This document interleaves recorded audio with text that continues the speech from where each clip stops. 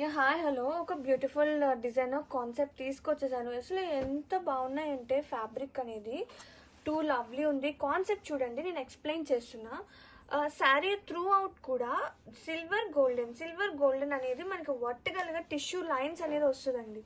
చాలా ప్రతి ఉంది. ఫ్యాబ్రిక్ వాజ్ టూ సాఫ్టీ ఉంది, పిక్చర్ లైట్ వెయిట్ ఉంది.